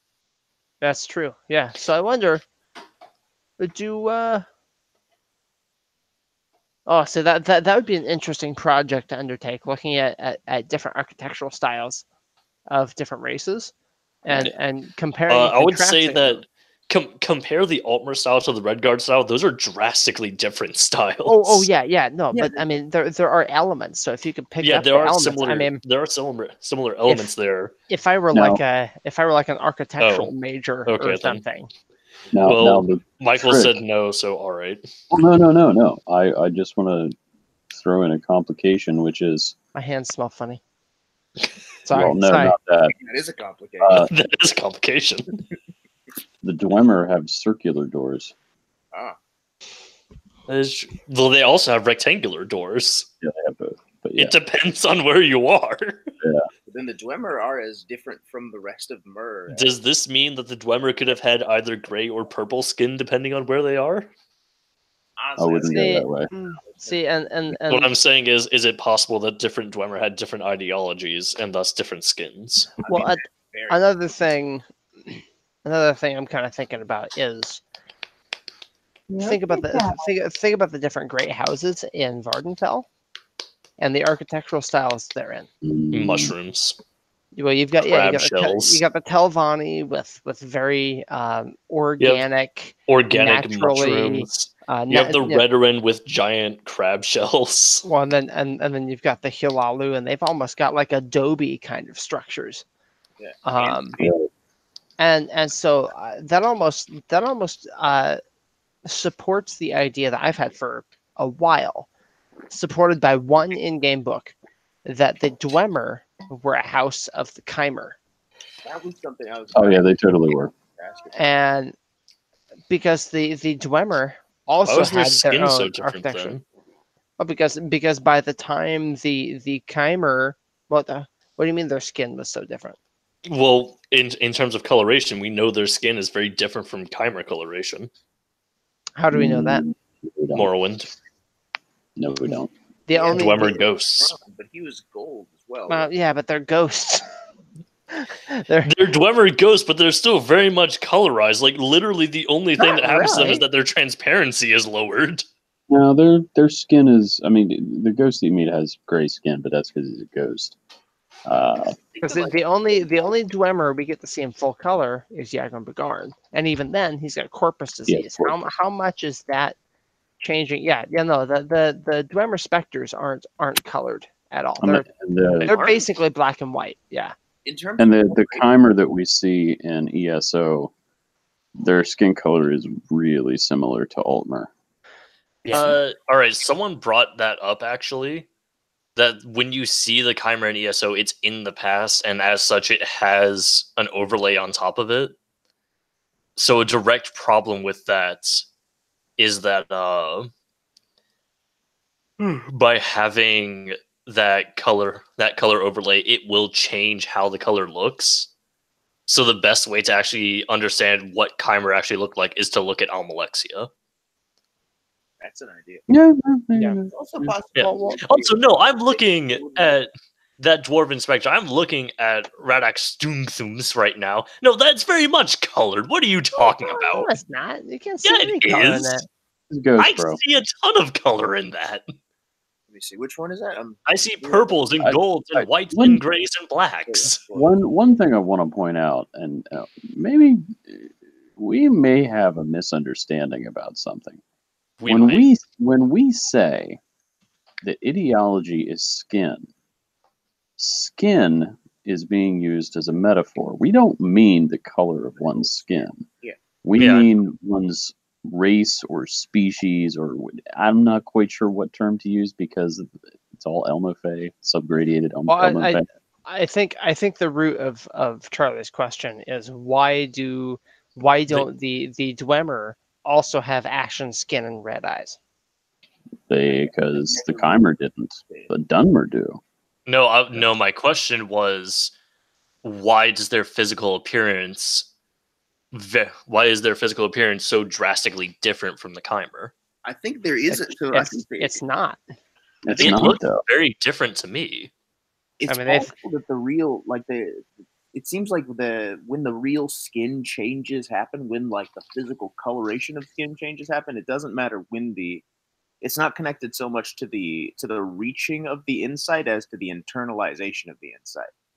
And then their skin did change when they internalized one key insight, but it changed in a really, really, really dramatic way. I would it all just became the skin of the Numidian. And I would argue that by the time the battle at Red Mountain actually came to pass, the Dwemer had so differentiated themselves from the chimer that they were their own race. They started as a great house of the chimer, but because they spent their time underground and they were absorbed in their own philosophies and technology, they branched off and they kind of sequestered themselves from the rest of the chimer. And so when Azura showed up and said, okay, yeah, you guys have gray skin and red eyes, now suck it, bitch. The Dwemer were not part of that group. They just weren't the same race anymore. They were so distended and so different. Andrew, to build on that idea, I think first that's fantastic. But to build on that idea, you could say the same thing about House Dagoth, and because by the time that they are fully individuated ideologically, I mean they're like a whole new species of ash creatures. Yeah. Which, and I mean, we can't really see. Well, I don't know, because after the dissolution of House Dagoth, its members were kind of dispersed and absorbed by the other great houses, which is why we have the sleeper issue to begin with. Yeah. The people who suddenly wake up and the ash statue that they've got at home or whatever, it's awakened that Dagoth lineage that hides in them somewhere. Right. And now they are being called back to House Dagoth, back to the And incidentally, speaking of dissolved houses of the Dunmer, does anybody? So, what exactly happens to the Hlalu? You mean after the Red Year? Yeah, because House Indaris is presumably still are they still running Cheydinal? Wait, do you mean House Indoril? No, Indaris. They were the dark elf house that Yeah. run Feydenall in Oblivion. Yeah, they effectively took control. They gained the status as a great house after Hilalu fell out of favor. And so I mean that makes me wonder if it's a somewhat democratic process, figuring out which houses are great houses or whatever. I figured that was largely economic, and Yeah. that's why Hilalu, at least during the events of Morrowind, It's not House Indaris that becomes a great house. which It's House Okay. Sadris. Sadris, that's it. Yeah. Yeah. But anyway, I mean, during the events of Morrowind in 3E427, Hilalu is such a powerhouse, a powerhouse, that they can push the other houses around single-handedly. Yeah. And then come Red Year, they're completely disgraced and disowned. And I mean, I guess people can vote with their wallets, I suppose, and so that's in a manner of speaking. And so, I mean, You know what it could be? Yeah. With the case of the Hlaalu, it's very strange that they got stripped of their title as a great house. It almost seems like the reason they were stripped of their title as a great house is because the Red Year may have inflamed some very xenophobic views of Dunmer. I think it has more to do with the fact that they were so welcoming of imperial ideas, and they brought the empire with open arms into Vardenfell. And that's what I was trying to get at, because many of the other great houses are somewhat xenophobic, and Hlaalu is so open that by the time the Red Year happens, it's this great disaster that you can then say to the people, let's get rid of House Hlaalu. And at that point, there's too much trouble going on to actually say no. I think it's a little more straightforward than that. Because come the Oblivion Crisis, what did the Empire do? They withdrew their forces from Morrowind. To save their own people. You see, leaving the Dunmer to fend for themselves. So now these people that the Hlaalu had let in and vouched for, they buggered off back home. So how does Hlaalu look right now? They look like a bunch of assholes. A lot of the Hlaalu guys were in, by the time of Oblivion, at least, a lot of the dark elf presence within Oblivion or within Cyrodiil seems to be Hlaalu based. Yeah, Count Indaris is a member of House Hlaalu. Mm-hmm. It seems like that's indicative of a large move of people from House Hlaalu to there. So possibly they're not so much eliminated as a great house as they're eliminated as a great house of Morrowind, because so many of them have left, and because the empire that they championed seems to have abandoned Morrowind. Sure. Well, then come the Great War between the Aldmeri Dominion and the Empire, leading up to the White Gold Concordat. You've got more issues going on where the Empire isn't helping Morrowind at all. They just had Bardau fall, Red Mountain erupted. You got refugees coming out of Morrowind trying to flee. The Argonians are showing up, trying to exact revenge for centuries and centuries of slavery. The Dark Elves are broken people, and who allowed that to happen? Well, Hlaalu did by bringing these technicality. The Hlaalu did. Well, yeah, I mean, but see, when you're in dire straits, you'll blame a technicality as a solid you're gonna action. look for someone to blame.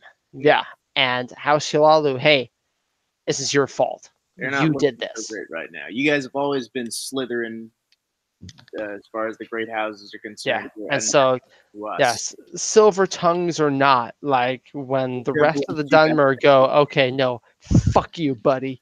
That's curtains.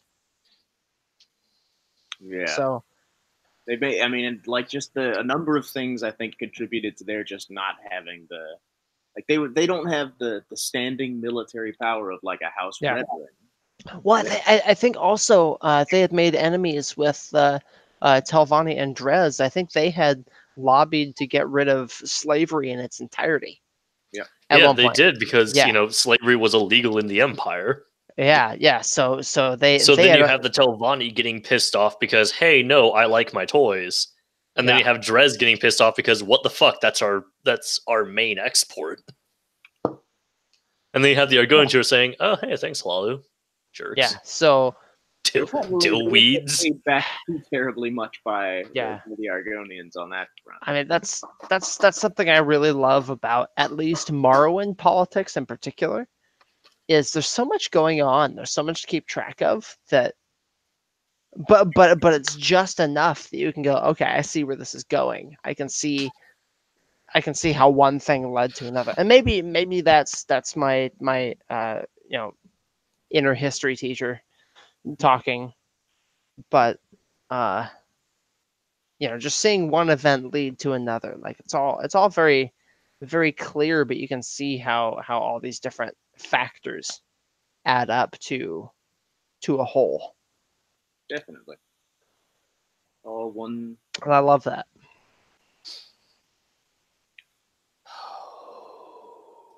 Michael already cut out. He just said he was gonna. Yeah. Yeah, he did. Good night, Michael. If you see this like tomorrow, whatever. But he may not. For all we know, we'll be dead by tomorrow, so who cares? Oh shit! I totally forgot that I was logged into ESO, and now I'm not. Now I am not logged into ESO. That sounds about right. Weirdly enough, I am actually logged into ESO right Yeah, no, I was running around Vardenfell gathering crafting materials. now. That's what happens when you got 50 in all crafting. Run the Vivek quest line again. Got 50 in every crafting, all traits researched. Jesus Christ, what the fuck is wrong with you? I'm working on getting. I want to hit 50 motifs. I've got 25 right now. I'm halfway. Well, holy shit. 27 actually. I think is where I'm at. I've got a good number of the motifs. I've got one max on blacksmithing.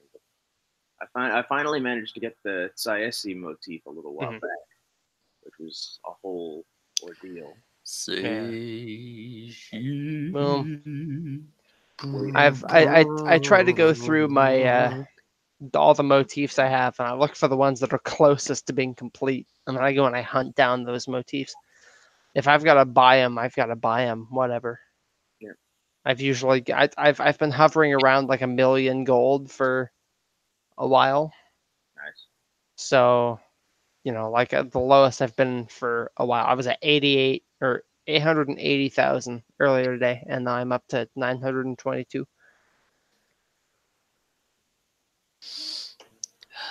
So, I would like to point out for people who may not know. So this is going to be something very strange to say for you two. So obviously on the UESP, they have information regarding research times, like how much research time you need for all items.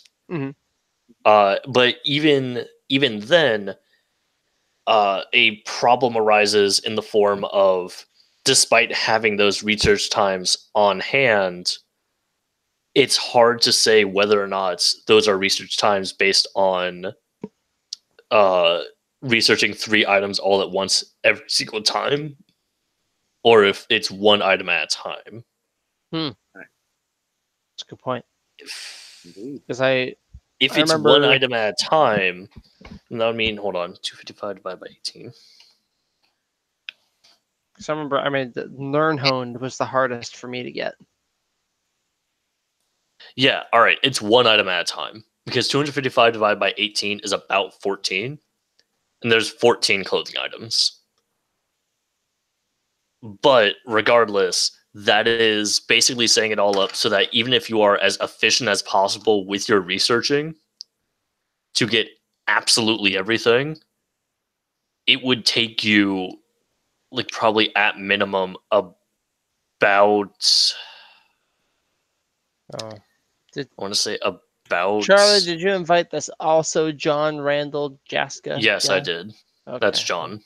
I'm just gonna he was initially in the group. Unfortunately, his previous account got banned because he called someone a cracker.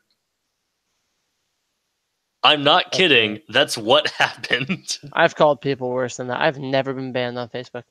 Yeah, it was really weird. We're fairly certain. I've been IP blacklisted by YouTube. Like, you can't get banned from Facebook for literally trying to overthrow the government. But you can get banned for calling some guy a cracker. Right. Again, we're fairly certain that person in particular actually reported him. That makes sense. Like it's one of those events of, in a lot of crazier things, people just don't want to associate with it, so it doesn't get reported. But then there's these petty assholes, right? Yeah, who try and say cracker is just as bad a word as any other slur. Oh yeah, I've been called many things much fouler than that on Facebook and haven't reported it. I've been called things fouler than that in real life. One of it led to me beating the shit out of a Mexican kid. Sheesh.